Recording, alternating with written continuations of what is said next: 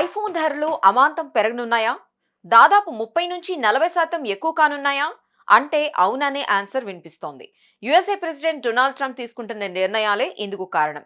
అధ్యక్ష బాధ్యతలు చేపట్టిన తర్వాత ఆయన ప్రపంచ దేశాలతో ట్రేడ్ వార్కు తెరలేపారు.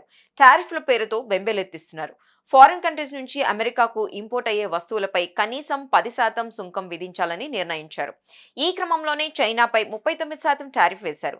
ఇది ఐఫోన్ రేట్లపై తీవ్ర ప్రభావం చూపే అవకాశం ఉంది. ఎందుకంటే యాపిల్ కంపెనీ ఈ మొబైల్స్ ను ఎక్కువగా చైనాలోనే ఉత్పత్తి చేస్తోంది. అక్కడి నుంచే అవి దిగుమవుతున్నాయి.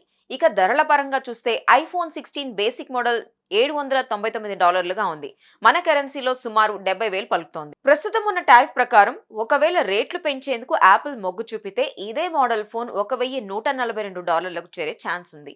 16 ప్రో మ్యాక్స్ అయితే ఏకంగా $2,300 పలుకుతుందని అంచనా వేస్తున్నారు. అయితే ఇక్కడో ముఖ్యమైన విషయం కూడా గుర్తుపెట్టుకోవాల్సి ఉంటుంది.